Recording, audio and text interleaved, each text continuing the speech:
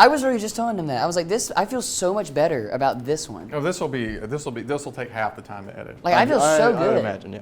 Yeah. All right, hold on just 1 second. Got to get you on my B-reel. No, I'm kidding. I'm not on B-reel. The B-reel. Oh. You got to get in there. You can't just like, you got to. Oh, sorry. Me and Tanner, we have to act like we like each other.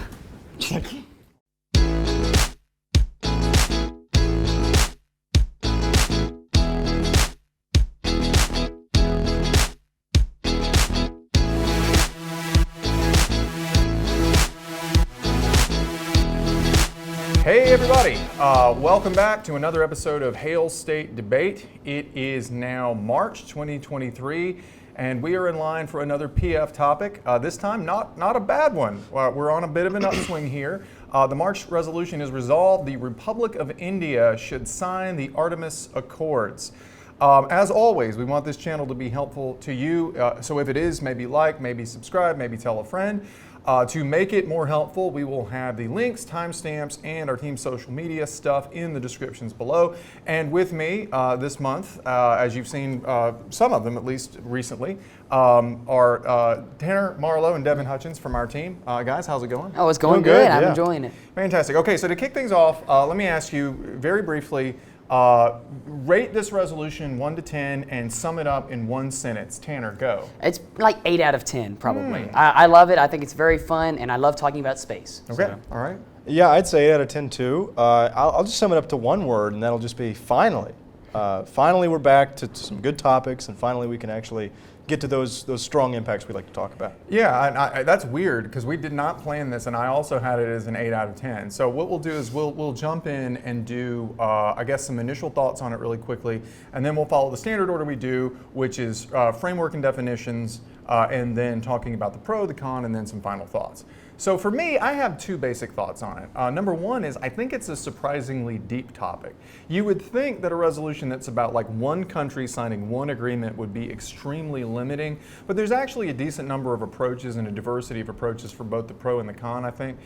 Pro can focus on the benefits to India's space exploration ambitions, or it can focus on the overall benefits of the Artemis Accords to humanity and how India could contribute to that by signing it, or it could even make sort of an inevitability argument, basically arguing that, look, this is something that many major powers are behind. Something like this is going to happen sooner or later. You might as well get on board. So there's some diversity there. I also think the con has some good options. They can focus on alternatives to Artemis, like the Russian and Chinese projects, or possibly the UN. They can argue that India is maybe best served by sort of keeping its options open and sort of playing the field for now, remaining a free agent. Or it could argue that the Artemis Accords are bad. They are a bad, self-serving, US-centric model for space exploration and development, so India should oppose them and go a different route. But overall, I think a surprising amount of diversity, which is good for any topic.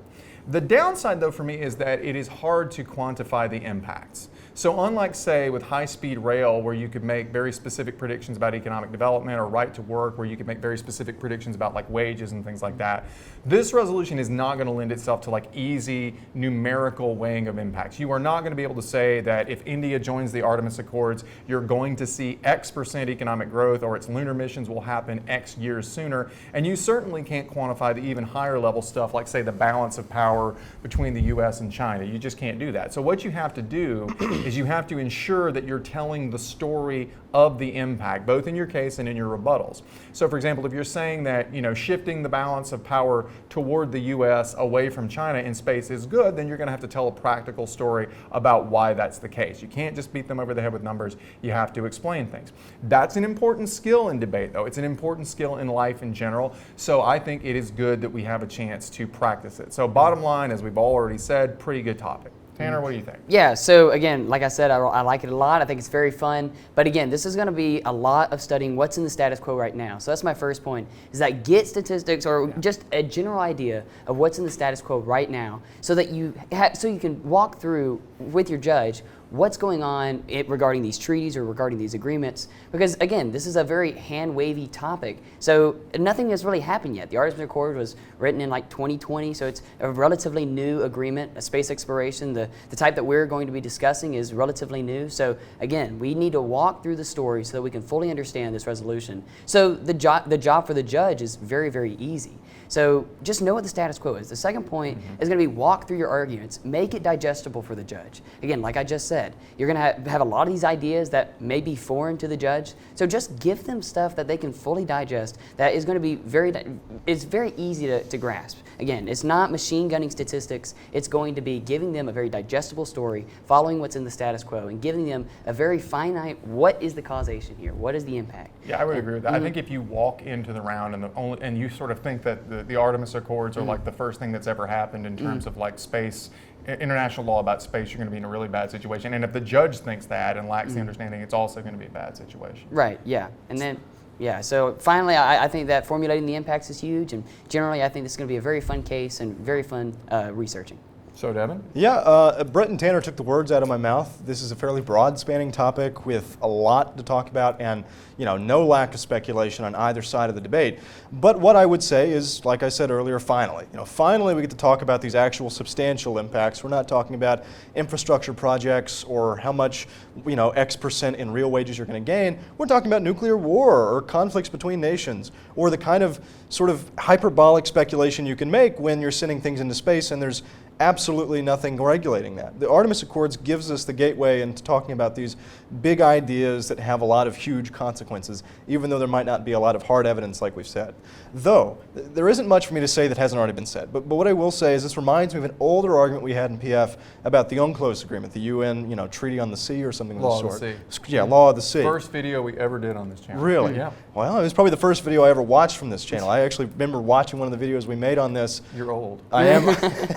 But I love the channel. It's a good channel. But anyways, I remember talking about it, and I was actually amazed that you guys actually knew what was said in the agreement itself. It was a 200 or 300 page document outlining the law of the sea. And the deal was when you got into round, you could actually catch your opponents off guard by reading parts of the agreement of the document that they had not any idea of. And so what I would just say for you is you need to read this agreement. It's only about 7 pages or so. It's 18 pages, but it's summarized. I mean, the actual substantive agreements are but less than 10. Right. So. The rest of the pages are just people signing on and the signatory nations, I believe. But ultimately, you need to know what it says, and so that way you can get into the round, have an idea for yourself to actually interpret this, and you'll have a better job actually arguing about what the Artemis Accords are and what they should be, and whether or not India should join. And we're going to come back to that later about how actually knowing what they say, knowing all of what they say can be a major benefit. That's always true in debate, but it's true on this as well. So with that, those are some initial thoughts. We're happy with the resolution. We'll see if we can persuade you to be happy with it or at least to be able to debate it. So we will take a very quick break and come right back and talk about background, definitions, and framing. Okay, so let's do some background, definitions, and framing. There's a fair bit to cover here because most of your judges, and probably most of you when you started on this topic, may not have been super familiar with what the Artemis Accords are. You probably didn't have India's space program at the very front of your mind, unless that's a particular interest of yours. So there is a good bit of background. We're going to do that. We're going to look at a couple of definitions, not a lot of definitions to worry about here, and then one specific framing question, and then we'll move on to the substantive arguments. So let's start with the big question, which is, what are the Artemis Accords? Well, Devin said earlier, we need to read things, right? We need to know what they actually say. So in very literal terms, the Artemis Accords are a document produced by the United States government, more specifically the Trump administration in 2020.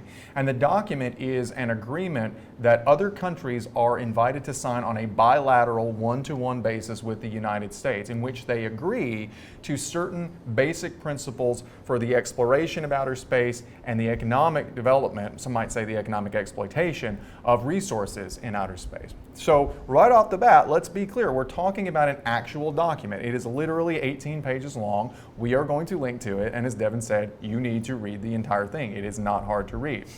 So the Accords have 13 sections outlining agreements on a range of topics related to space exploration, ranging from transparency and scientific information sharing to developing like interoperable technology and standards like spacecraft that can literally link up with each other, to maybe most importantly, as we're going to talk about at length, rules governing the extraction of space resources. So put a pin in that because that's going to be really important. And we're going to talk more about what the major provisions of the Accords do in just a second, but you might be wondering, like, why did the United States in 2020 decide that it was all of a sudden interested in setting international norms for the development of space? And the answer is, because it realized that outer space is both the most lucrative new frontier for economic development and the most important new playing field for international relations as well as potential international conflicts. Right. It's also important to know that the Artemis Accords are not just some sort of shoot-off of nothing. They didn't come out of the blue. Right. They're an offshoot of a current project run by NASA, the Artemis program, which is an effort to return human beings to the moon for the first time since the Apollo 17 went there in 1972. Along with robotic exploration and other things, it's a joint project with the European Space Agency, the Canadian Space Agency, and the Japan Aerospace Exploration Agency, along with private space companies like Blue Origin or SpaceX in the United States, and also, as we'll talk about later, other space exploration agencies from other countries, which is an extremely huge benefit for India. The plan is to use the Orion crew vehicle, which was tested in 2022, and has a lunar orbit mission planned for 2024 and a lunar landing planned for 2025 to basically jumpstart crewed exploration of the moon and start of a relaunch of the United States as a driving force in exploring the solar system. But the United States realized that if it's going to be the preeminent power in space exploration, it can't do it alone. Because international law governing things like exploration and resource extraction in space remains really vague and poorly defined. And space exploration is expensive, and there's the looming prospect of conflict over what belongs to who, so somebody needs to foot the cost, and there needs to be cooperation. And I will say really quickly, it didn't come out of nowhere. If you look back to the years that predated the Artemis program, what you saw was China actually having major achievements in, for example, landing probes on the moon and things like that, seeming to kind of surpass the United States in some of its achievements. So naturally, the Trump administration, the United States says, we can't allow that. We have to push forward. And all of this is an outgrowth of the United States kind of being spurred into action by feeling like its position as the preeminent space power was kind of falling by the wayside. So Right, like the U.S. wants to get out in front and start setting new norms and building new alliances that will help it succeed, some might say dominate, the outer space development in the decades to come. And that's where the Artemis Accords come in. They're basically in an effort to recruit and sign up as many allies as possible to agree to a general framework for cooperative space exploration and development with, if we're just being real, like the United States is taking the lead here. They are obviously investing more in their space program than other countries, and they obviously have more development, which we'll get to later. And because the Artemis Accords are an effort to expand upon, clarify, and in some ways change the existing international law principles, now is actually a really good time to rewind and talk for a second about the status quo of international law in outer space. Right. So not only is the Artemis Accords, not something that comes out of the blue in the United States sort of scope of things, but also the Artemis Accords in its regulatory function are coming out of a whole host of agreements that start back in the 1960s and 70s in an era of, some might call optimism, some might call hubris, when Americans assumed that humanity would be living and working in outer space in just a few short years.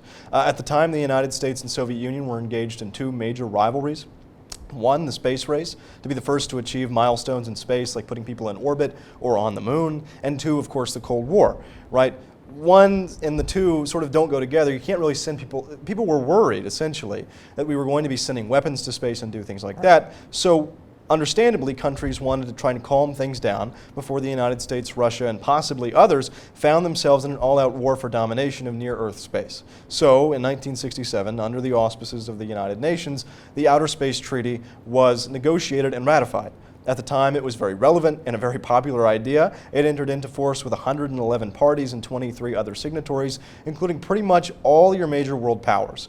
And it's still in force today, constituting the main source of international law on space exploration, but as we'll talk about later, it's somewhat out of date. Right, and that's exactly the point here. The Outer Space Treaty sort of provides the foundation, right, the baseline for regulating the exploration and development of outer space. But frankly, it is, many would argue, hopelessly antiquated. It represents a sort of Star Trek utopian era of viewing outer space as this place that we would all share, and we're seeing that that's just not the reality today. Private companies, the possibility of asteroid mining the moon, things like that, show us that the direction of outer space exploration is dramatically different than that. And so that is the baseline. The Outer Space Treaty is the baseline on which the Artemis Accords arguably either expand upon or clarify, or if you're more of a cynic, you'd say completely revise and change, right? So what does the Outer Space Treaty say, since it's so important, about control and governance of outer space? Well, as international treaties go, it's pretty simple. Article 4 has some arms control agreements about like not stationing weapons of mass destruction in outer space, so I think most people would agree with that. Next, you have various provisions that talk generally about like access and cooperation in outer space. So for example, there's a general statement in Article 1 that the exploration and use of outer space shall be, quote, the province of all mankind. This was before we did gender neutral pronouns, so there's going to be some mankind sprinkled throughout this thing. I guess we probably shouldn't, we're not the people to make jokes. Right, yeah, right. So forgive us, but at any rate.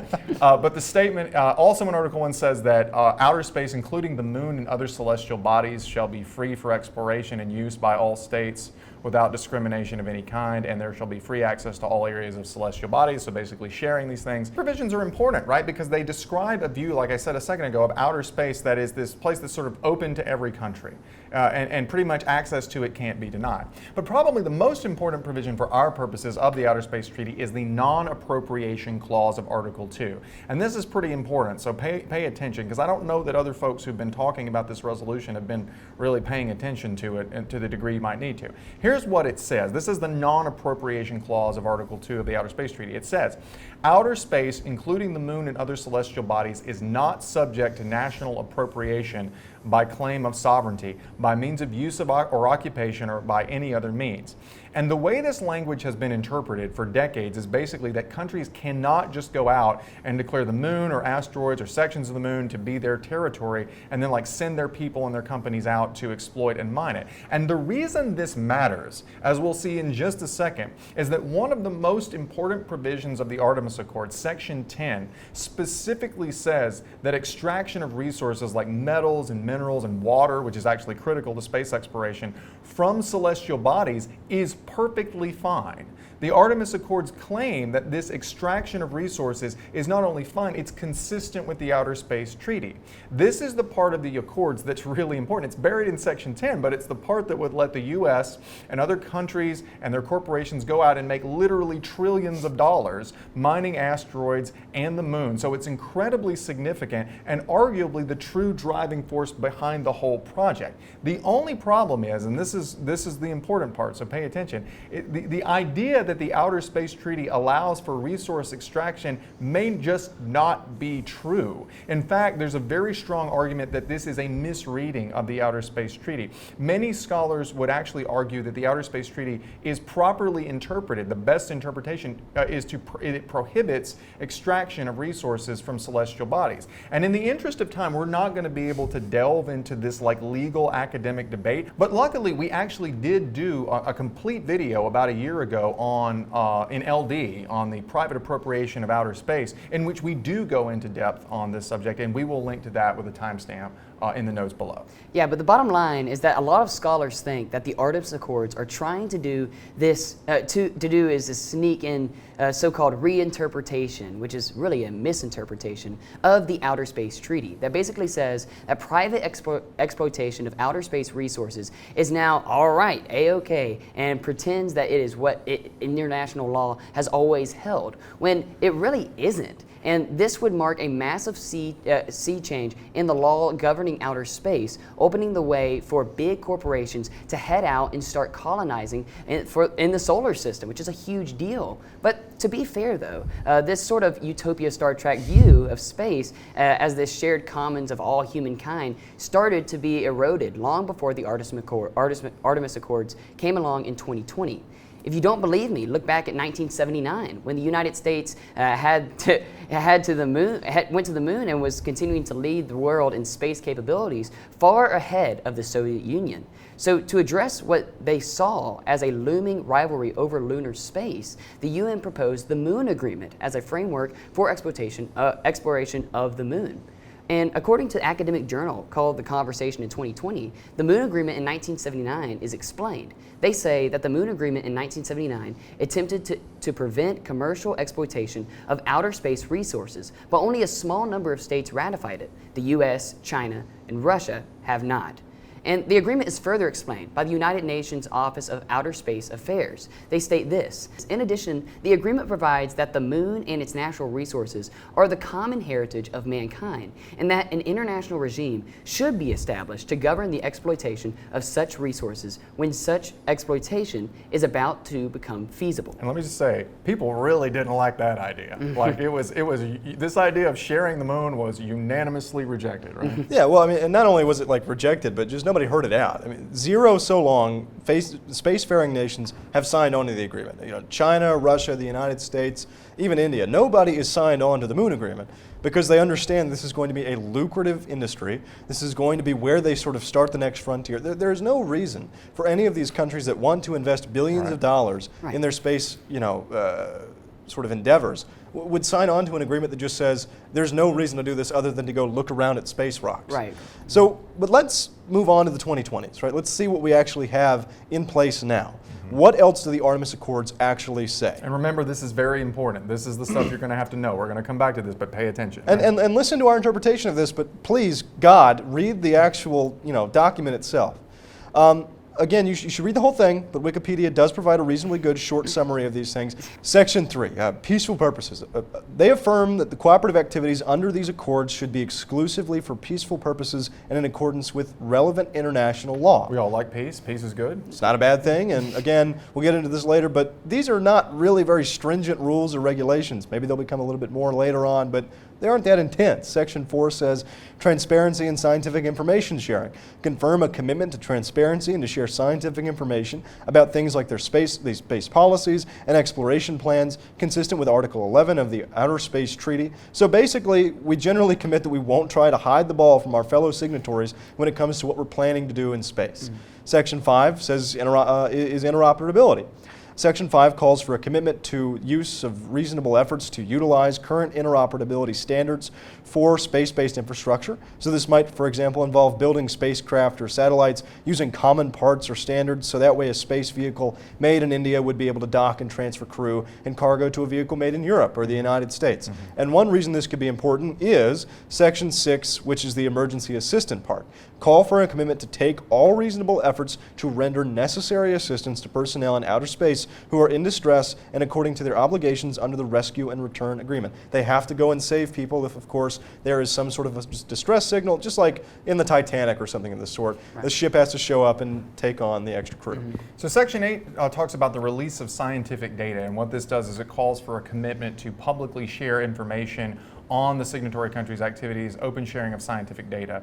While doing so, signatories agree to coordinate with each other to provide appropriate protection for proprietary, trade secret type stuff, export controlled information. And it doesn't extend to the private sector, so it doesn't force US corporations and European corporations to share what they learn in space. So if the Weyland-Yutani Corporation from Alien wants to go out and find xenomorphs to use for bioweapons, I guess they wouldn't be required to disclose that, but public agencies definitely would.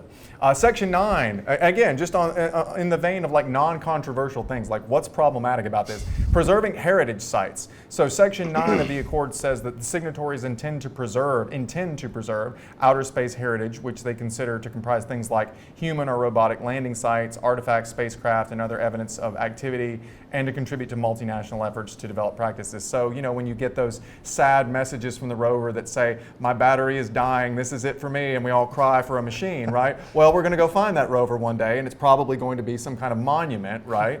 And we're not going to bulldoze that and mine under it. Again, not super controversial. Right, or just don't smudge Lance Armstrong's footprints. Yeah. Right. Yeah, no, literally that. I'm sure it is literally that, right? Section 10, and this is the most important one. This is the one that could be controversial, but honestly really isn't, because all the signatories want to make money. This is utilizing space resources. So like we said a minute ago, Section 10 is the extremely important section in which the parties agree that the extraction of resources from celestial bodies like moons, asteroids, comets is not, quote, national appropriation, which would violate the Outer Space Treaty. And the parties under the Artemis Accords would commit to informing the UN, informing them of their space resource extraction, and they make reference to things like safe and sustainable operations. But other than that, and that's arguably maybe just lip service, it's more or less open season for whatever you can go mine and take under the Artemis Accords, which is super, super important. Section 11, one I think that is generally positive, nobody could really disagree with, is deconfliction. This is the idea that the signatories agree to work together to communicate with each other about what they're doing in outer space so they don't unintentionally or maybe intentionally interfere with each other, which could lead to conflict, could lead to war, could lead to really bad things. So they agree to try to sit down and make some rules. And by the way, that theme is going to come up again. They agree to try to sit down and come up with some rules in the future, right? And that's going to play into one of our arguments on the pro, which is like, what's the harm in that, right? But we'll come back to that. But they agree to try to sit down and make some rules and guidelines to avoid interference and to declare what they call safety zones to like basically warn other countries if you're doing something dangerous, if you're about to just, forget the language, but blow the hell out of an asteroid to get at the iron inside of it, well, you've got to give your fellow signatories a heads up so they can get out of the area and not be in danger. And that actually relates to the last substantive section, which is space debris. And this is a commitment, again, to sit down and talk about ways to mitigate space debris and limit the new generation of new harmful space debris, which is super important because space debris has the potential to like prevent us from being able to even launch into the atmosphere at all. As a lawyer, which is my day job, I will say that the Artemis Accords are very similar to many international law agreements in one respect. They are very vague, they operate at a very high level, and they do not commit to like concrete actions and they do not address most of the details. So you might be tempted to say that, well, they're meaningless. They don't mean anything. They're just a bunch of very obscure, hand-wavy things to abide by. But we can see this, like, for example, if we agree that we intend to take some steps to preserve space heritage sites, what happens if a country doesn't do that? Right. As with most international agreements, there's no explicit enforcement mechanism, no explicit penalty if you don't comply. And in many cases, the terms are so vague that it's tough to really know where the lines are in terms of your obligations. So it'll be tough in the context of a 45-minute PF round to make the judge understand why something that's mainly a statement or of intent without explicit enforcement has real-world impacts. So the impact for India and all the other signatories is that you're essentially joining a team or a club. This is really important, so pay attention. I mean, this is going to come back again and again and again, especially for the pro, but just listen to this, right? So Alexander Stern, for the Scientific America, he says this: according to NASA, those who do not agree to the accords cannot participate. Participate in what? Well, participate in discussions that the member countries are going to have about rules for mining space resources, or participate in sharing scientific information, participating in talks about deconflictation and safety zones and how to mitigate space debris. So, in other words, for India or any other country, signing the Artemis Accords is basically making a bet. You're betting that the United States and its allies are probably going to win the race to be the dominant powers in space exploration and development. You're betting that most countries are going to join the Accords, and they'll basically become the de facto international body for making the rules of the road in outer space. And you want to get a seat at the table. Yep. You want to influence that process, and you want to gain the benefits of the technology and the information that will be sharing along with the Accord member states. Right. I mean, the purpose of this agreement is not to foster some, like we've talked about all video long, this Star Trek utopia vision of space. The point of these agreements is to make sure that there is a clear line set. Are you on our team or are you not? Yeah. Are you with the United States in its space endeavors or are you not? And so essentially, India is picking a team here. So who are the potential allies India is going to gain if it's signed? Well, as of right now, 23 countries have signed onto the Accords, and as you can see here, it contains a mix of actual spacefaring nations like the United States, UK, and France, and frankly a bunch of countries that are just sort of hoping that they can hop on the ship in the future. The first is Australia, Bahrain, Brazil, Canada, and I can go down this list of 23, but it's just this sort of hodgepodge of nations like Bahrain or Saudi Arabia or Rwanda, and then there's actually the United States and the United Kingdom and Japan who have spacefaring programs, who have aeronautics programs. But the United States is, by a considerable margin, the most developed country when it comes to space exploration. As you can see from the charts will pop up on the screen, NASA's budget dwarfs any other country in the world. Second place goes to the European Space Agency, which has some of its members in the Accords and some not yet there, and China and Russia are in third and fourth. But their expenditures are a fraction of the United States. If you look at the second graphic we have here, taking into consideration all spending, not just space agency spending, the gap is even larger. And beyond that, if you look at the private sector, space development, the United States also has the lead there with the companies like SpaceX and Blue Origin dramatically lowering the cost of space launches. So if you're India, or really if you're anybody with aspirations to explore space, there are some powerful reasons to consider joining Team USA, aka the Artemis Accords. But we have to consider the countervailing considerations, which are what are the alternatives to the Artemis Accords? Are there really any viable alternatives to joining Artemis? And the answer seems to be yes, kind of, right?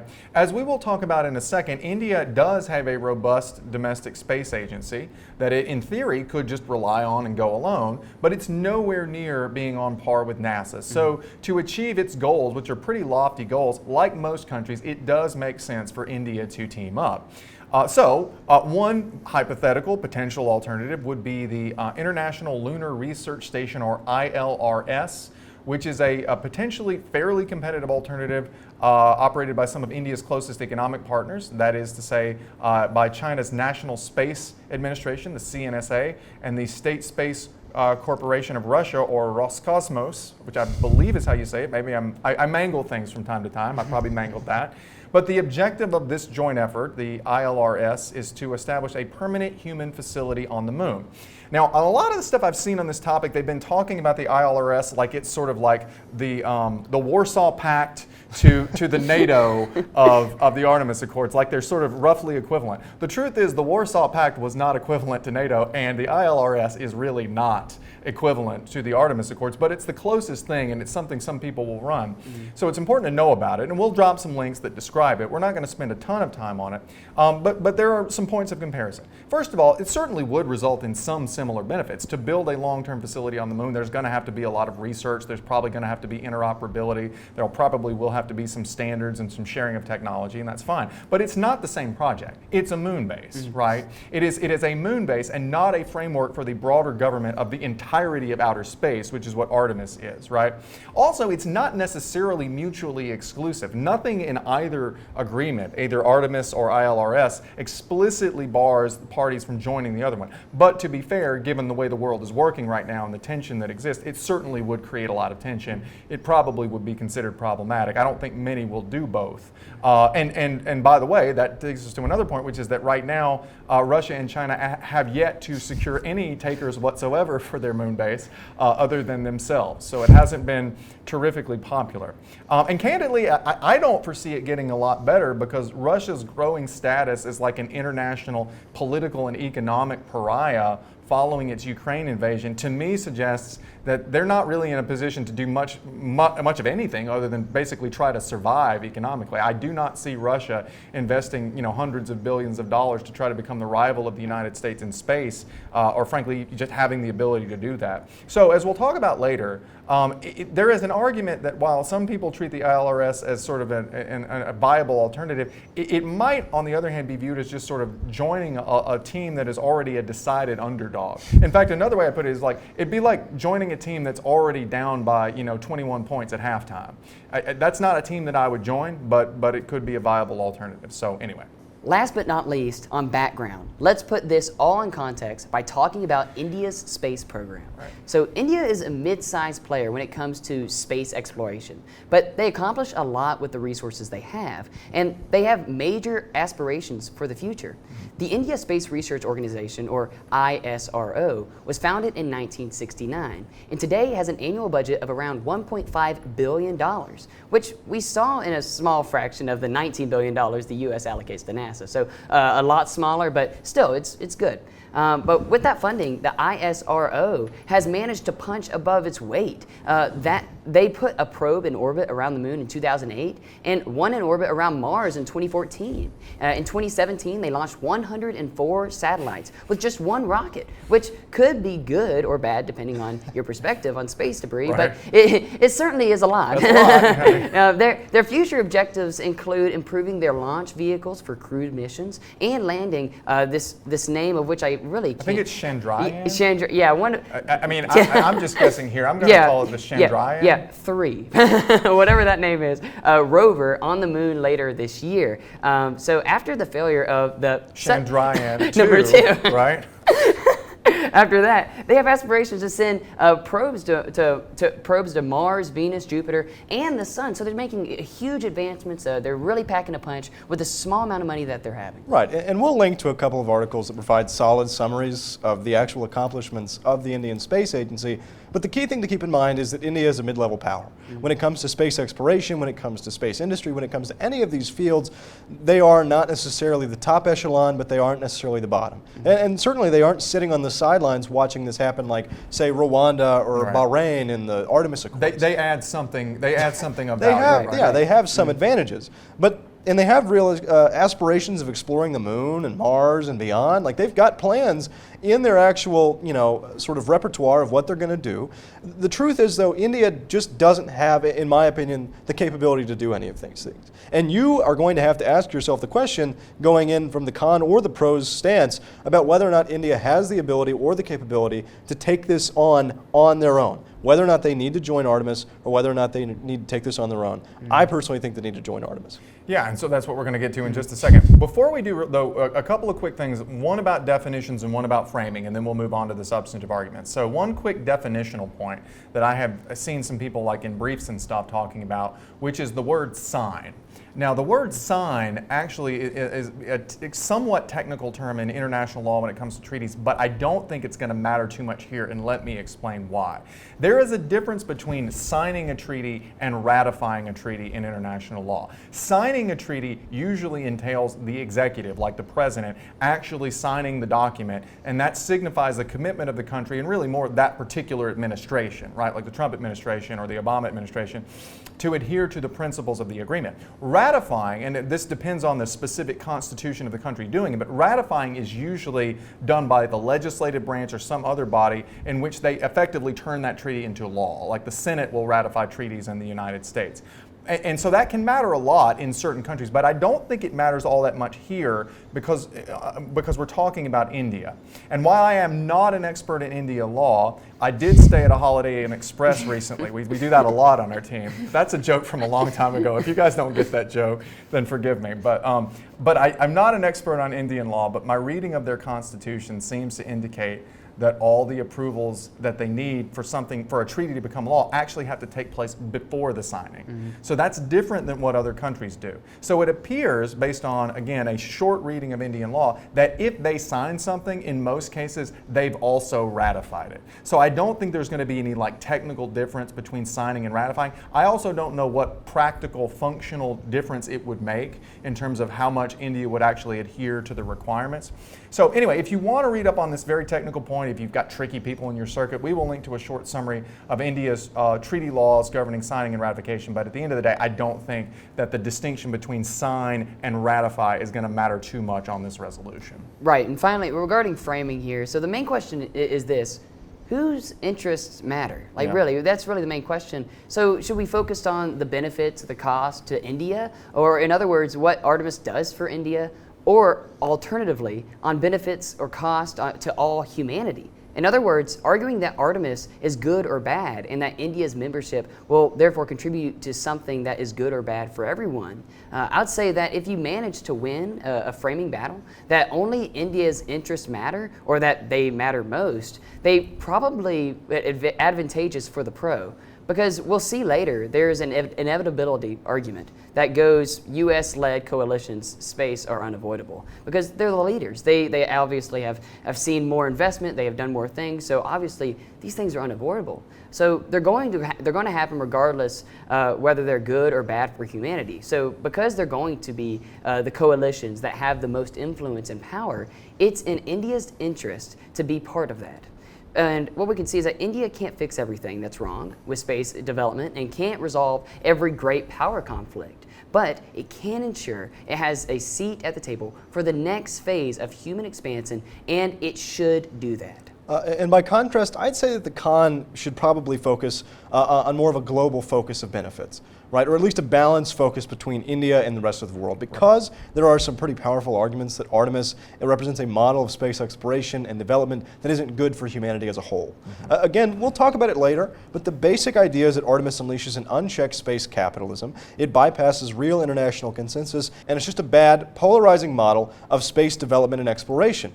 And if you can access those harms by saying that India should not contribute to this because it harms all of humanity, because it expands sort of the harm to humanity there, and of course India is a part of humanity, then you will be able to integrate both India and humanity and essentially the world into this argument and be able to put out those sorts of scopes with your arguments. And on that note, that is a lot of background, but I think we handled it pretty efficiently, gentlemen. It is a good time now to shift gears and look to substantive arguments on the pro and then substantive arguments on the con. Okay, so on the pro, before we jump into all the highly technical, well-sourced stuff, I want to begin with a very simple, intuitive argument that may not be a contention, but is more of like a theme that I think comes up in the pro case a lot, and that theme is why not? Or to put it another way, what's the real harm of India signing on to the Artemis Accords? I think that that's a theme that the pro is going to want to come back to on a regular basis. As we talked about earlier, Artemis is mainly, like much international law, a framework for discussion and mutual agreement. Most of the commitments are extremely vague. We will talk about a framework for space degree if we join, right? We will talk about a framework for resource extraction if we join. We'll try to avoid disturbing some historical sites. We'll share scientific information. We'll share information about our future plans. And the basic question that the pro should be asking the con is, what part of that does India object to? Right? India unquestionably benefits from sharing scientific data with a space superpower like the US and countries like the UK, Canada, France, and Japan that collectively are, ahead of India. Although India is doing well, they are ahead of them. It unquestionably benefits from being at the table and, being in the room where it happens, because we have to quote Hamilton on everything we do on this team, right? But it benefits from being at the table when space debris and resource extraction are discussed. It unquestionably benefits from being involved in the process of developing compatible technologies so that its spacecraft can interact and like dock or whatever with other spacecraft. So one question that I would ask the con in Crossfire would be, so the Artemis Accords are literally 13 sections long. Which sections have things in them that India would object to? Which ones? Which of the 13 sections does India object to? And just have them stand there and be like, I don't even know what you're talking about. Right, exactly, perfect, wonderful. And because the answer is really, I would argue, none of them. The most controversial of the 13 would definitely be the resource extraction section, which we're going to talk about on the con as a criticism of space capitalism. But in the real world, let's be real here, India is a large growing economy with spacefaring capabilities, so they unquestionably want to be part of the resource extraction contemplated in Section 10. They want to mine the moon. They want to mine asteroids. They need resources for their billion-plus people, right? And all the other stuff, I think you could argue, is frankly kind of a no-brainer. There's nothing in the Artemis Accords that binds India to actually do anything it doesn't want to do. There are no dues. There are no fees. There is no international tribunal that you can be hauled in front of. There are no legal limits on the things that you can do with your domestic space industries. All it really is, as we'll probably say 100 times in this video, is number one, a membership in the club, a seat at the table among world powers who will definitely exert some influence on the direction that space exploration takes in the future, and number two, probably just generally currying favor with the United States, which historically has been an ally of India and is the leading superpower in space exploration. And in the worst case scenario, if India really doesn't like the direction that Artemis is going in, say 5 years down the road, guess what? It can leave. Right? Or it can just kind of ghost them. It can just sort of stop participating. We see this with, the United States does this in terms of like not living up to its treaty obligations all the time. It can just leave. It's sort of like, I would analogize it to being like offered a free seat on like the board of governors for your college or the school board in your town. Like, what's the downside of taking it, assuming you've got the time to do it? Why not, make those connections, meet those people, have a little bit of potential influence? If things don't go your way, you can always just leave, and you're really not losing anything from being a part of the club. Right, and now getting into some of the benefits that we can talk about rather than just the theory around like why should we join, but it enhances sharing of technology. If India does join, there's going to be a lot of evidence showing that there's going to be a lot of technology that they can take from this, from NASA and from the worldwide community. So India needs the US and other tech to be viable in space exploration. Pradip Mohandas in 2021 on technological benefits to India, he talks about these, and basically he says that India is sharpening the Indian space research organizations focus on R&D and advanced missions. Given this, it is essential that India be an early participant in the Artemis Accords so that it can gain lessons and expertise from other countries that are members of the Accords. The rest of the quote is up there, but that's the main point, that they need to be part of the Artemis Accords in order to gain this technology and advance in space exploration. So given that one of the principles of the Artemis Accords is interoperability. No, we've been yeah, having an yeah, issue we've with had an this. issue. Interoperability. Yes, which means just being a part of, so it only makes sense that one of the pro-arguments would be the exchange of technology. So India is already a fairly advanced spacefaring nation. However, with access to U.S. technology, along with the collaborative technology of plenty of other nations, India would be within a stone's throw of vital technological advances already made and those that will occur in the future. Advances that are entirely necessary for any sake in both public and private space exploration. These things are vital, and if India wants to be a part of them, they need to get in the Artemis Accords. But they cannot access any of these technological benefits within a reasonable and preferred window of time, and without being signatory to the agreement. Because like we said, and this is the quote from Alexander Stern, if you don't join, you cannot participate, right? So. Right, yeah, it's an agreement, and if you can't join, if you aren't a part of it, you can't participate in all the benefits. So this is something that India needs to take part of because these benefits are huge. This is a huge amount of benefits that they can be a part of, especially with technology. And on a related note, you don't want to be left behind. Without Artemis, India does get left behind. Space development and exploration are very much a get there first type of game. This isn't a race where both people can train and you cap out and you plateau and get to this sort of ideal time for getting there. This is, if you have the lead, you will keep the lead pretty much forever. If you can't beat them, and you can with India's space program, you need to join them. The gap of progress is expressed in an article written by Visual Capitalist in 2022 when they say, as of late 2021, there were around 4,800 operational satellites in orbit. Nearly 3,000 of those belong to the United States. Not only does the United States own more than half of the operational satellites in orbit, but the United States is very unique when it comes to space travel due to their own capabilities. The same Visual Capitalist article explains, in 2022, in total around 86 countries have attempted some kind of entry into space. However, as of 2022, only 11 countries have actually been successful in that, and only 3 countries, the United States, Russia, and China, have ever launched people into outer space. The United States is a very powerful country with a lot of capabilities. Regarding progress, the United States is leading by a large margin.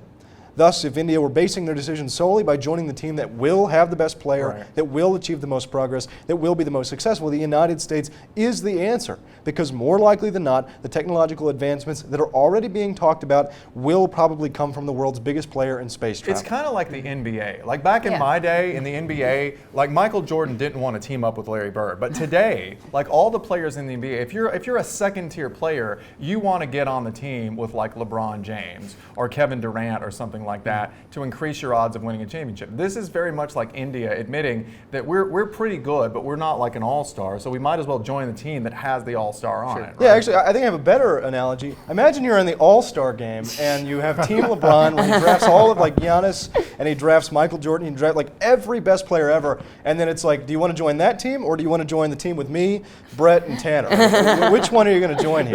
This is going to get banned in Russia. It's obviously the best choice to join the United States. But not only the technological advancements are going to be a lot better, if India is thinking about their best interest in being technologically advanced and being a part of the group that will more than likely, achieve their goals, India should sign the Artemis agreements. Right. It's plain and simple. But now let's move on to the argument, which is massive economic benefits. Not only should India join because, of course, we are the winning team, but India itself is going to win. They're not joining so they can roam around or meander in space. They want to have some actual benefits here, and the benefit... They want to make money. Yeah, they want to make money. The space economy is one of the fastest growing sectors of our economy, with seemingly endless potential. We should be very clear here. Not everyone is participating, and not everyone will. India, though, with its burgeoning space program and its aspirations for a strong, healthy space industry, has the chance to actually participate in this economy. But that comes only with signing the Artemis Accords. As of now, there are massive projections for the space economy, but those projections are solely based on the presumption that workable, viable, and flexible space regulation is crafted and ratified. Without that presumption being met, there is no viable future for the space industry other than for flying out, Justin Bieber into the cislunar orbit. IDA, the Science and Technology Policy Institute, writes in March of 2020, we estimate that the total value of goods and services from and for space at $155 billion in 2013 and $166 billion in 2016. Projections for 2040, 2045 in the case of Bank of America range from a forecast of $926 billion by the United Bank of Switzerland, UBS, to Goldman Sachs' multi-trillion-dollar space economy. Regardless of whether the predictions come to fruition, government policy needs to be flexible and robust and able to function efficiently across a large range of futures. Yeah, and I would just say, there are absolutely historical precedents for this, right? The United States GDP, went into, no pun intended, but went into orbit after the westward expansion, right? The growth of the United States out into Western territories. But none of that happened, right, until the United States government created a framework of private property rights and law enforcement and some degree of security and some degree of having basic laws and contracts and things like that. That was a prerequisite to having people be willing to go out and take the risks necessary to make big profits in the sphere, and outer space is no different, right? Right. The Pro is going to argue that Artemis provides a viable legal route to carry out operations that would lead to profitability. There is no reason to invest in such a high-cost endeavor, which is why you see already well-established billionaires running these companies like Blue Origin or SpaceX without the ability to actually make some good money in resource extraction. But Andrew Brooks, writing in November of 2020 for Columbia's Journal of Transnational Law, writes that the most important development for the commercialization of space, however, does not involve direct financial sponsorship at all. Rather, it's the October 13th, 2020 signing of the Artemis Accords, by 8 nations and the resultant recognition of private extraction rights in space, like in Section 10. Right. In doing so, the Accords should be lauded for breaking the gridlock that has paralyzed the international space community and should be seen as a blueprint for future agreements. The Accords don't just provide the gateway for space enterprise, but the Accords provide unique benefits in and of themselves. Not only do you have the rights to actually go and extract these things from outer space, companies actually have propriety now, but they actually have unique benefits being provided from the funding and from the missions of Artemis itself. A study from NASA's Office of Technology, Policy, and Strategy on the economic benefits of Artemis in May of 2022 says, where once high-cost suppliers had trouble fulfilling demand, today demand outstrips available low-cost launch supply. Consequently, entirely new customers and architectures in orbit become possible, from universities and private citizens to Earth observation, CubeSats, and LEO-based internet constellations. You don't have to know what those are, but you just need to know that companies are going to make those. Essentially, NASA is saying here that the Artemis Accords will create an entirely new subsection of the economy by 1, creating the demand in the market for space exploration through the Artemis missions, and 2, integrating commercial space exploration firms directly into the infrastructure of the Artemis missions themselves. Additionally, NASA estimates that the economic stimulus effect on the U.S. alone is tremendous, creating 69,000 jobs and $14 billion in total economic output across the United States. And while these exact numbers won't be replicated in India, hell, they might even be more or less. They might. Yeah, if we hope. They can give a general sense of the scale of the impact participating countries can potentially expect. And this is not a small market. The space exploration exploitation market is projected to be one in the trillions of dollars range, if not more.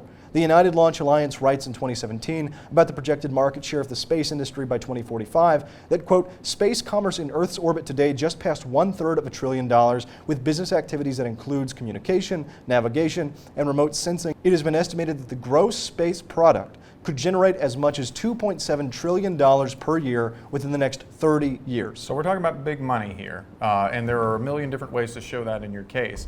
But if you want a little bit of a change of pace, possibly a smaller impact, but one that's a little bit maybe harder to address head on, there's the idea that Artemis is key to safety and sustainability of Indian space exploration. So the Artemis Accords obviously provide a cooperative basis for many partner nations to participate in space travel. A big part of this, though, is safety and sustainability, really, when it comes to space exploration.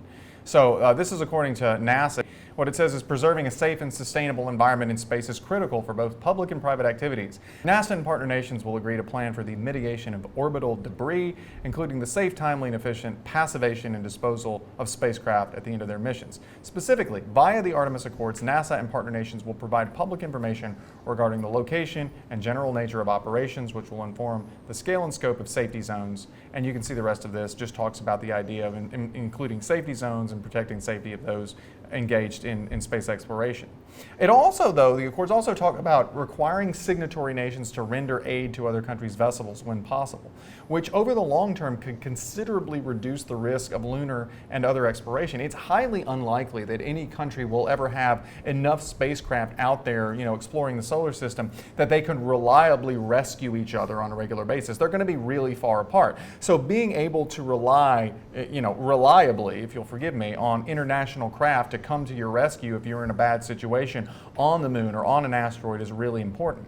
And lastly, it's important to note that these kinds of protections don't exist in the status quo of international law. So this is from Hindu Business Line in 2022.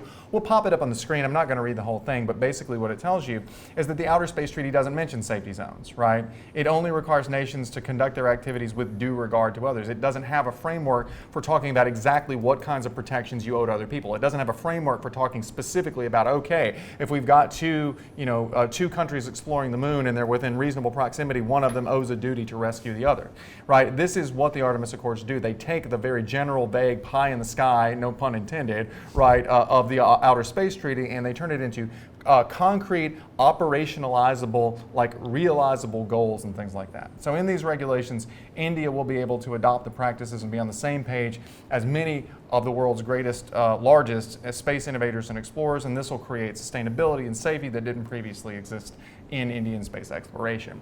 Yeah, so another point that could be brought up is that the Artemis actually fills the void of regulation. So besides the point that the Artemis Accords are almost entirely focused on building coalitions for public and private exploration, or at least that's what the US says, the Artemis Accords also form a much needed revision in future space governance and regulation.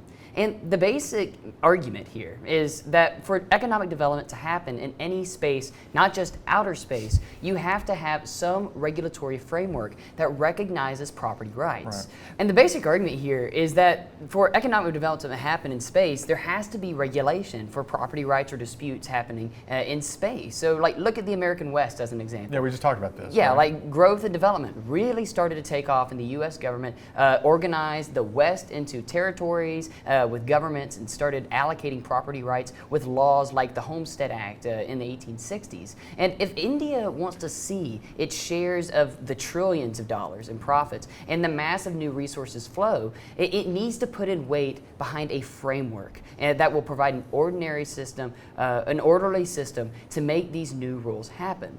Of course, there isn't an entire lack of regulation or possible regulation in the status quo, but all of the regulation that exists, for one, is entirely outdated, and two, almost wholly unenforced. This is where the Artemis Accords step in.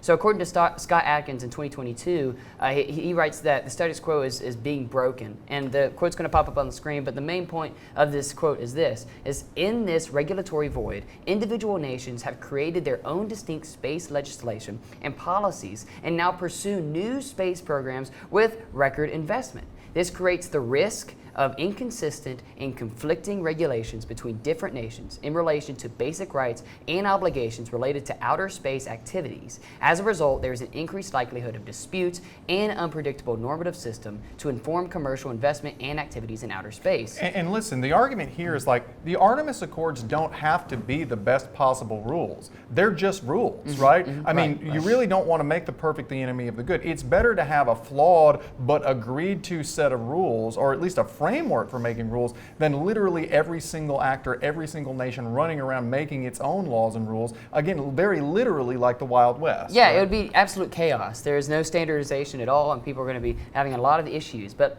here, the Artemis Accords have the ability to reshape the agreed upon principles of former agreements while adding on provisions for addressing the current reality of space exploration and future space exploration. So certainly, the signatory nations and the U.S. chief chiefly among them, will have to hash out the specific details as to what exactly will be word of law in space and how they might be enforced.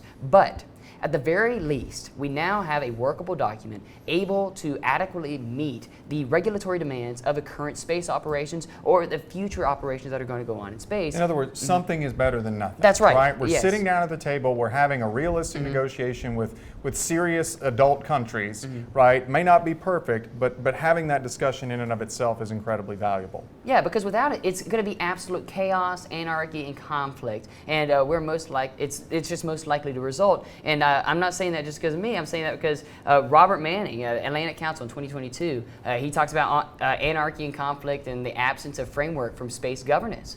He writes this. He says, "On what legal basis can nations unilaterally grant property rights to such companies, or, for that matter, build manned stations on the moon or Mars, given that celestial bodies are not subject to sovereignty claims? Nobody owns the moon.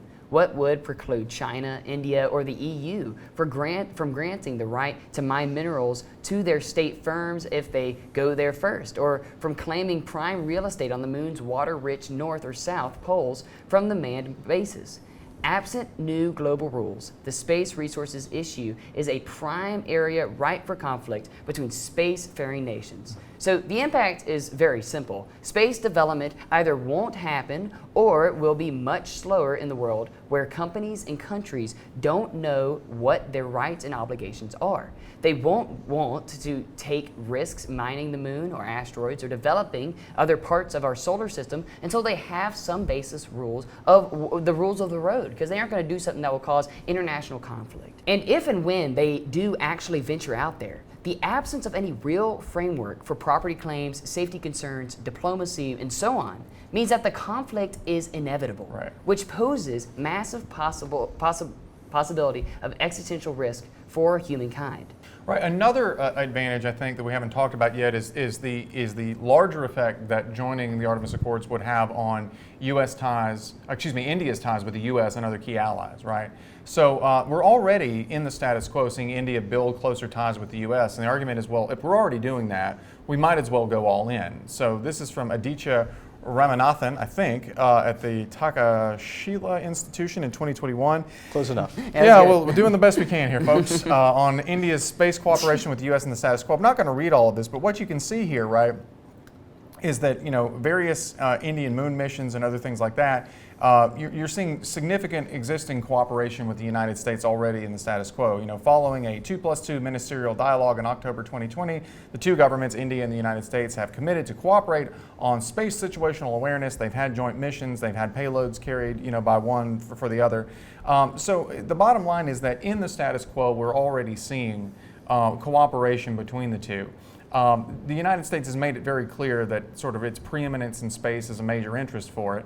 And if there's no compelling reason not to, it just makes sense for India to cement the generally strong relationship it has with the United States as, for example, a trading partner, as a strategic democratic ally, as a counterpoint to China's influence in Asia and things like that. India has 100 different reasons to want to maintain overall good relations with the United States, and it's already started down that road when it comes to sort of space exploration. So why not just go all in and give the even if you don't think it'll be hugely beneficial to you, why not go all in and use this as an opportunity to further cement relations with the United States?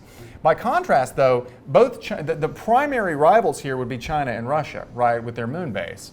And China's a bad option. So this is also from Ramanathan in 2021, and it just talks about how there has been some cooperation in the past between India and China, but it's on the decline. And Russia's also a bad option, since as we talked about earlier, one of the consequences of the economically and politically devastating war in Ukraine, as well as its departure from the International Space Station, is that it is almost certainly going to fall even farther and farther behind the United States and others in the space race. So if you're even if you're not worried, I guess what I'm saying here is, even if you're not worried about like space per se, everybody else is picking teams for the space race. So even if hypothetically India did not have all these ambitions, and it does, if all of your friends are asking, hey, listen, we really want to do this sort of space thing where we're going to try to sort of be, in control of how space developed, if you don't mind, would you join us, right, and maybe just sort of sign on and give us some credibility, unless you've got a compelling reason not to, especially when the person asking you is the global superpower, right, you might as well go ahead and do it to cement good relations with them, if that makes sense. Yeah.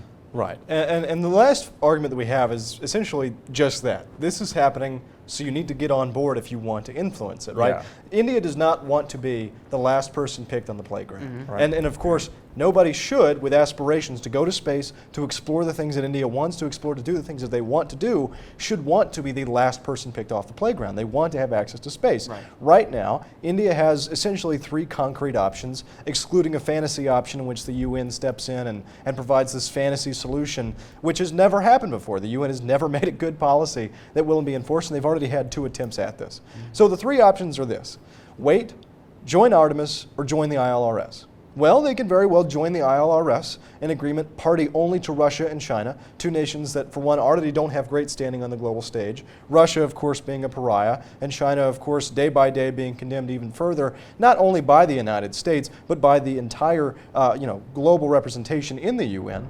But also, they have no aspirations, and they stand literally only to counter the United States' plan with Artemis. Right now, it has the choice between picking what's on the ground and the literal endless, boundless possibility of what they will find later on in space, with the possibilities of space exploration and space industry, granting them trillions of dollars in an industry that is going to continually blossom as time goes on. Artemis is a continually growing pact, but it can only accommodate the interests of so many nations. As time goes on, other nations are going to join, other spacefaring nations are going to join Artemis, and India is going to get crowded out. Dr. Chaitanya Giri writes, after France signed the Artemis Accords in June of 2022, the Artemis Accords have seemingly reached the tipping point of the number of partners it can accommodate. But any more partners is likely to create splinter cells within the grouping. Essentially, India now has the window of opportunity to join. That is the only opportunity to join that it has. If it wants to acquire any of the benefits that this agreement is going to bring them, it has to join now. There is no waiting. There is no more sitting around and seeing whether or not this is going to be successful. It has only now as the opportunity to join in, to influence the decisions here, and to achieve any of the tangible goals that India has set out for itself in space exploration and space industry. So with that, those are the arguments on the pros. So we will take a very quick break, come back, and take a look at the main arguments on the con. Okay, so let's talk a little bit about the con now. So jumping right into something that's kind of near and dear to my heart as kind of a lawyer, it's the idea that the entire structure of the Artemis Accords is bad, because what it seeks to do is it seeks to replace true international consensus, like multilateral agreements that many countries agree to, like the Outer Space Treaty, with these bilateral agreements where one big power, the United States, just tries to pick off as many people as it can, right, and get them on its team without ever really building international consensus. So the way I have this labeled in my notes is bilateral us versus them agreements are bad. So traditionally, as we talked about earlier in the video, agreements on outer space have taken the form of broad, multilateral treaties like the Outer Space Treaty, built on international consensus, often overseen by the United Nations. By using a bunch of one-off bilateral agreements, the United States arguably is trying to circumvent that international consensus about outer space and set itself up as sort of the de facto hegemon for outer space, right? By, again, picking off allies one by one. This isn't just me talking. This is actually pretty common in the literature. There are a lot of sources you can look to, so let me just give you a couple of examples. So Professor Christopher Newman of Northumbria University in 2020 says this: previous attempts to govern space have been through painstakingly negotiated international treaties. By contrast, the Artemis Accords are bilateral agreements and not binding instruments of international law. But by establishing practice in the area, they could have a significant influence on any subsequent governance framework for human settlements on Mars and beyond.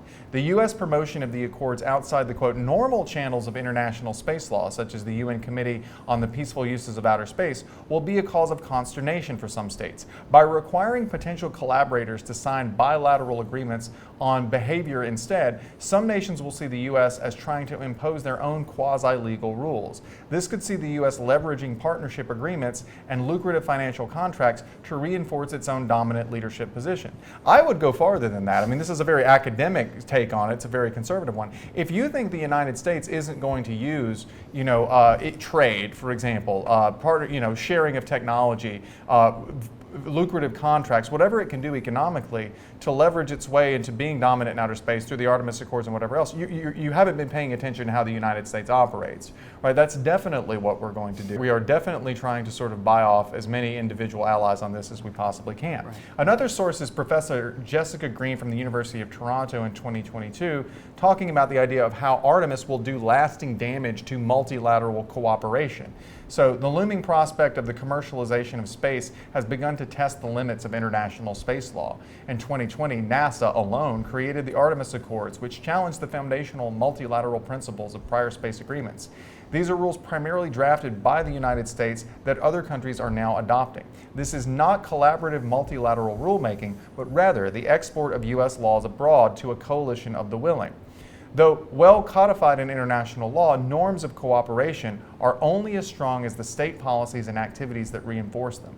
When countries, especially powerful ones, create rules that run counter to these norms, multilateral institutions can unravel or worse, become irrelevant. Such unraveling can create opportunities for updated rules that better reflect changes in the world politics or technology, but it can also result in less equitable institutions that favor powerful nations and provide unfair opportunities to reap economic benefits. So what we're talking about here is really straightforward.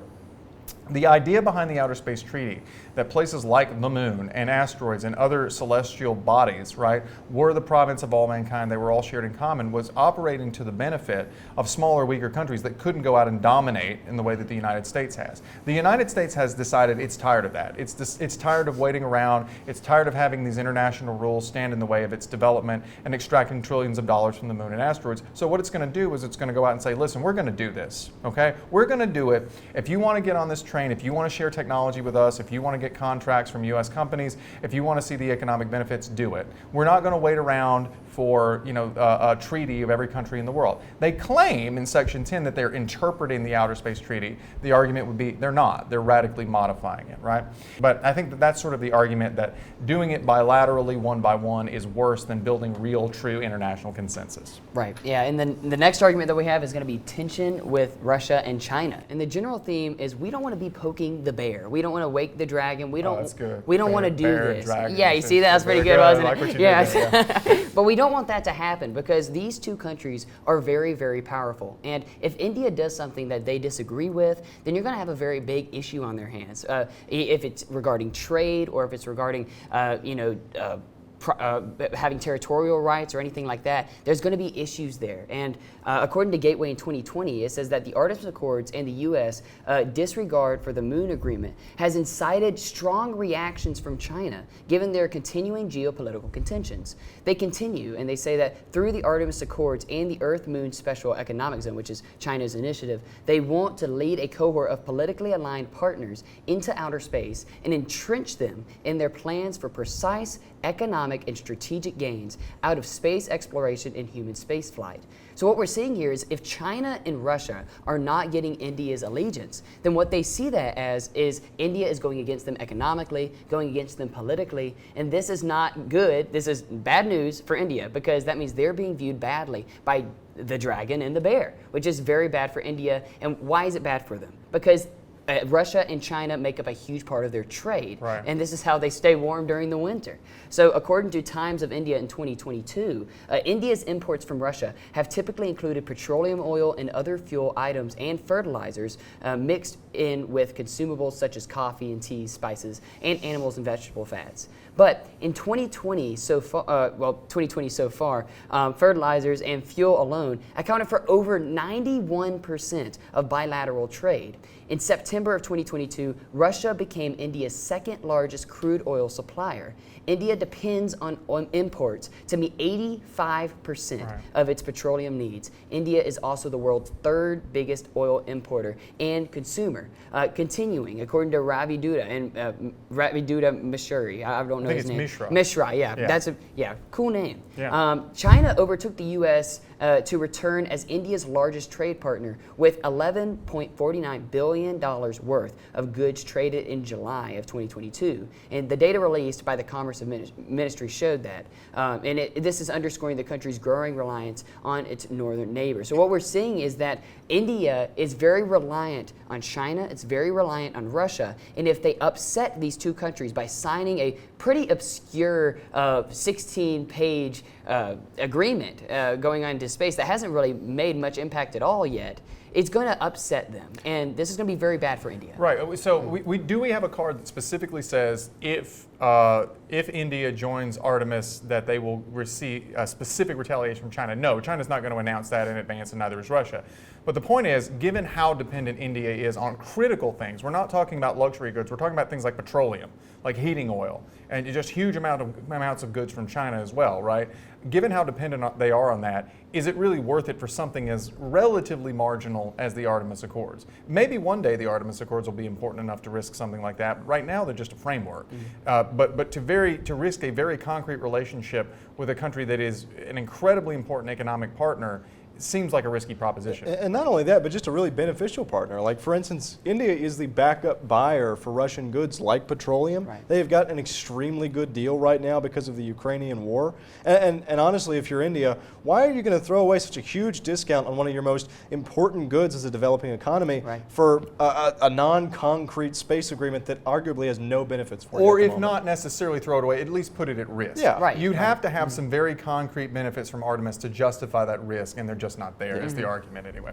So another point I have, and we've been talking about this for a while, so it's time to get to it. It's this idea that Article 10 of the Artemis Accords is going to open us up to this sort of unregulated appropriation of property, unregulated mining in space, and basically the idea that this sort of unfettered space capitalism is bad, and Artemis is going to open the way to it, and if India supports it, that's a bad thing for the world, right?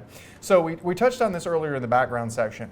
But I would, to reiterate, I would argue that opening up the moon and other celestial bodies to resource extraction is far and away the single most important feature of the Artemis Accords. So again, Professor Christopher Newman in 2020 points out that there is an explicit statement in the Accords that the mining of space resources is in accordance with international law. And this follows from some controversial legislation that the United States has passed in the past, basically saying this is exactly what we're going to do. We're going to go mine asteroids. We're going to go mine the moon. And as we noted earlier, it is not at all clear that this assertion in the Artemis Accords is actually consistent with existing international law. The stronger argument appears to be that no, in fact, it is not. The Outer Space Treaty actually forbids private resource extraction, and it treats space resources as, quote, the common heritage of mankind. And we could easily spend a half hour in this video talking about this issue in and of itself, but in the interest of time, again, we'll link you to a couple of resources. The first, as we mentioned earlier, is the video we actually did on this very specific subject on the LD topic about a year ago. The second is a book chapter by Professor Melissa DeZwart in 2022 on the impact of the Artemis Accords on resource extraction. And this article contains a fantastic summary of how the Artemis Accords arguably signal a massive paradigm shift in the way that humanity shares resources, away from sort of sharing under the Outer Space Treaty to unleashing raw space capitalism, again, like we sort of said, the Weyland-Yutani Corporation in the Aliens movies. I would encourage you to read the entire thing if you want to run a space capitalism bad case, but for now, let's just assume, I think correctly, that the Artemis Accords will mean a major increase in the exploitation of space resources without any true international consensus legal framework adopted by something like the United Nations. Right. And why is this bad? Is essentially going to be the question for the con. So first, on a general theoretical level, it perpetuates the endless drive of capitalism to expand outward and grow at any cost. Desmonda Lawrence in 2021 writes on Artemis exporting inequality of capitalism to outer space. In contrast to the global commons approach, the United States and other spacefaring states are taking a dominance approach. There has been some backgrounding on this in the United States domestic law. In 2015, Congress passed the Space Launch Competitiveness Act, stating that any U.S. citizen or corporation shall be entitled to possess, own, transport, use, and sell any space resource obtained in accordance with applicable laws. All this clearly reflects the huge political and monetary inequalities existent in the world, on and on and on.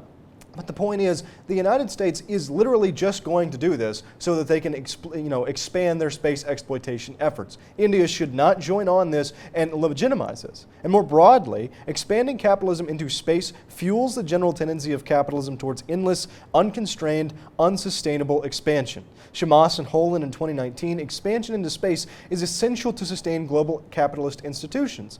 This outward drive of capitalism is inherently limitless. There is no endpoint or final destination for capitalism. Instead, capitalism must propel itself onwards in search of pristine sites of renewed capital accumulation. It has to continue to expand in order to generate profit. This is literally the number one, this is the baseline principle of capital profit expansion. It has to continually geographically expand, and the next frontier is space.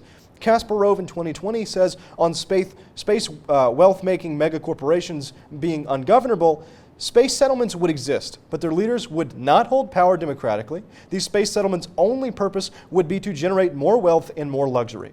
The existence of a ruling luxury class looking to build private kingdoms is one thing, but a more insidious issue would present itself.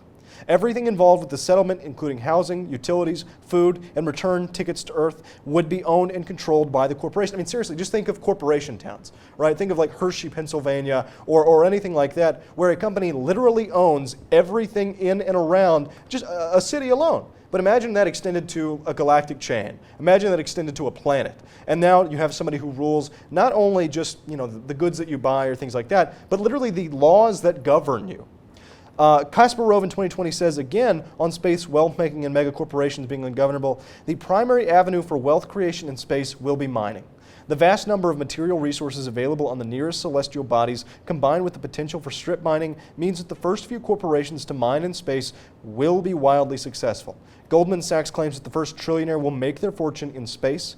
After purchasing competing rocket programs to create an oligopoly on access to space itself, these companies would quickly dwarf today's earthbound megacorporations. Once these corporations are off Earth and recruit a space-based working class, to which government will they answer is essentially the question.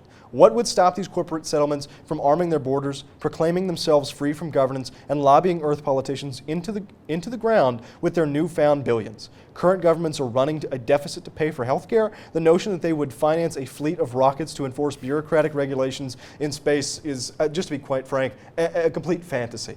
As it just continually goes on, the argument is this. If India does join on and does validate this, essentially legitimizing this kind of agreement, it allows for an extreme amount of power to be held by an extremely few amount of people, which will result in countless numbers of catastrophes and essentially just unchecked power itself being held by these elites. Yeah, I think the basic message here is that the Artemis Accords are non-committal on almost everything. They're non-committal on what the rules will be. They're non-committal on exactly how we'll coordinate space debris. They're non-committal on the details of how we'll do interoperability. But they're darn committed on one thing, and that is we will extract these resources from celestial bodies. We will allow you to mine the moon, and we will allow you to mine asteroids and things like that, and nothing in international law stops you. And that basically is a dangerous precedent. That's saying that whatever else happens, before we've ever thought of a governance structure and international structure for making rules or laws or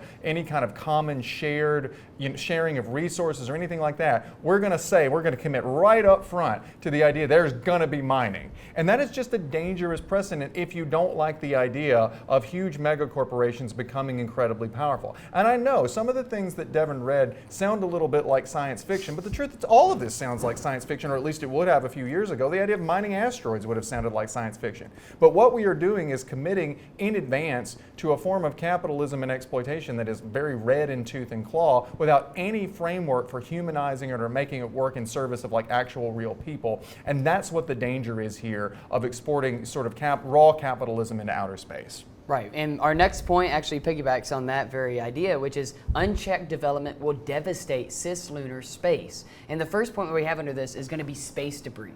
So according to Benjamin Silverstein, Carnegie Endowment in 2021, he was talking about on failure to treat space as commons increasing harms of space debris.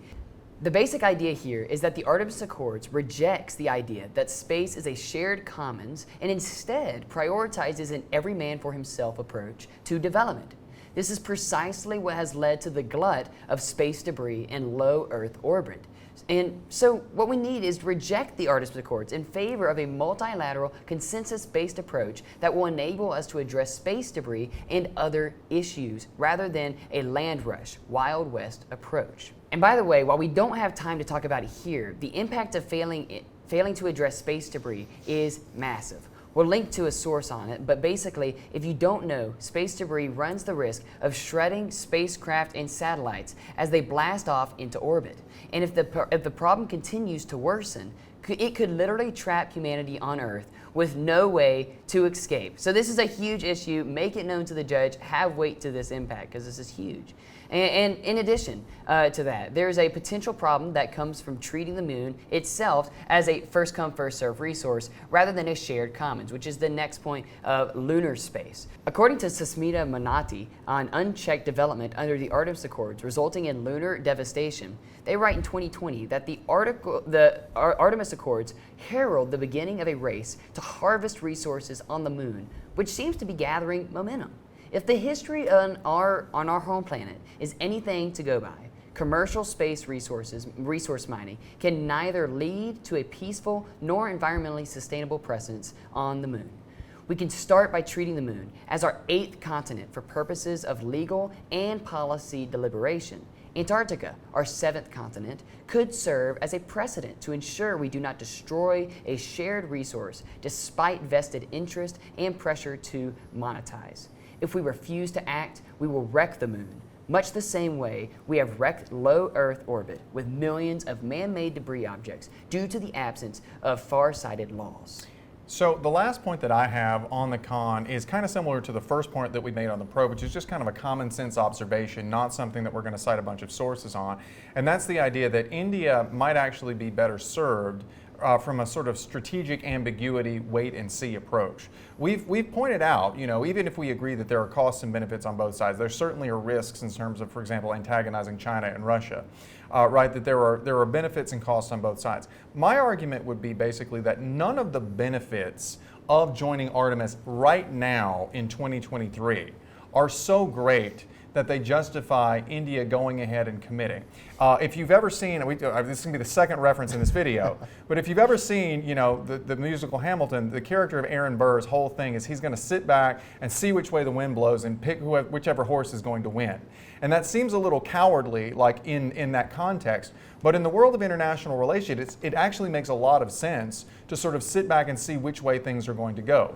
There is I don't think the pro will be able to identify any urgent need to ratify or sign Artemis right now. And so if the con can persuade the judge that there's some kind of time frame limit, like within this year or whatever, and say, look, it's too soon to say.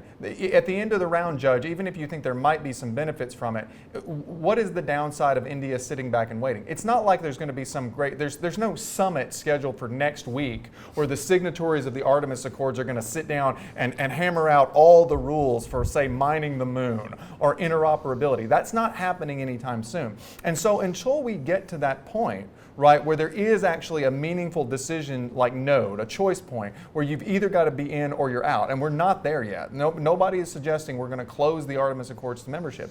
Then why antagonize China, right? Why antagonize Russia? Why sign on to this flawed vision of a world where these bilateral agreements create this sort of capitalistic dystopia?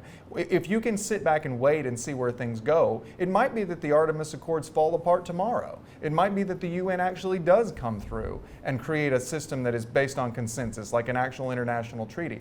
But unless you have an urgent reason to sign on now, the con would argue, you might as well just sit back, see which way the wind blows, see which way the horse race goes, and then when it's finally time, which may be a year from now, 5 years from now, 10 years from now, you'll still have the opportunity to sign on if it's a good deal, but you won't have committed if it's a bad deal, right? Right. So that's my takeaway, sort of a common sense argument for the con. So with that, if you guys have got nothing else, we will take a quick break and come back with some final thoughts. Okay, so final thoughts very quickly. It's been a long video, it's a complicated topic. I just have one, and it's the same thing we said at the very beginning, which is this is not a topic where you can come in, give no background, load up your case and read a bunch of statistics and be done with it. You actually do have to tell the story. You have to explain to the judge, and I know this is hard in PF, which has these short little 4 and 3 minute speeches, but you have to explain, for example, when you're on the pro, why the status quo doesn't work, why we don't have rules, and why rules are necessary to have economic development, and why economic development is good. That's just one example of the story you have to tell, but it's not something where you can say we will reliably save X number of million lives a year. So you're going to have to write a case that's very efficient in its use of time that explains why the status quo is not great for India, right, or maybe for the world, depending on what perspective you take, and why this will be better. And on the con, the inverse is also true there. So storytelling, narrative building, and weighing impacts using logic and reason. So for example, again, the argument on the pro being, why not? What's the harm? What do you object to in the Artemis Accords? What's so wrong with it? Things along those lines are going to be necessary to win the weighing of impacts on a resolution where you're not going to be able to say, I guarantee you we'll add X number of $1 billion, I guarantee you we'll save X number of millions of lives. So just be ready to do that. That's what I've got. And for me, this goes for both sides. This goes for the pro and the con, but know the social implications of these actions. Like China and Russia and the United States, these are big actors. Like they aren't just names on a piece of paper. You know, if India acts a certain way, China and Russia are going to act a certain way. Just like know that what's in the status quo. Like they can't just buzz over that. So make sure you know that if these actions, just don't load up on all the benefits that India is going to have, like a numerical value or whatever. Just know what all the things that are going to change if India does something. If they deny to go in the Artemis Accords, or if they do decide to sign on it, or if they decide to do something else and just sit back. Like just know the social implications of that, because that in its entirety will determine the outcome of these actions. Well, what I would say at the end of the day, the argument that you're going to need to focus on, the beefiest argument, I think, at the end of the day, is going to be that of the strategic ambiguity. Obviously, on the con, it's going to be surrounding the strategic ambiguity part. Should India stay out, sort of let the oceans test themselves, let the waters test themselves, and then join in whenever they see who's winning and definitively they can get the most benefit out of, while not jeopardizing their on-the-ground relationships and economy sort of ties with Russia and China? Or for the pro, talking about the fact that India needs to join on now, that there is no room for ambiguity, that if India stays out of the race, if India decides that they're going to sit back, they're going to miss out on shaping the rest of the world. You need to be making sure to tell that story, like Brett said. For the pro side, India has the opportunity to shape literally the rest of the world's history by joining in and shaping the way this agreement is formed. Or two, it can step out and make sure that it itself is going to be safe at the end of the day for the con. You have to be able to tell that story, like Brett said, but I think that that's going to be the most important, and you need to focus on the links there in order to access those benefits. One big question on both sides is going to be, what's the hurry? Yeah. Right. Why do we need to make this call now? Yeah. And both sides are going to have to be able to answer that. Mm-hmm. So with that, thanks very much for sticking with us throughout the video. I know that March is a very important time. Could be state championships, could be NSCA qualifiers, could be all kinds of things for you. So best of luck at all of those big tournaments. Hope you do really, really well. We'll be back in April. At least I'll be back. We'll see who's back in April, but we will do a video in April, I hope, on whatever that topic is. And so until then, remember what we always say on this channel, which is that debate is for everybody. So work hard, have fun, and hail state.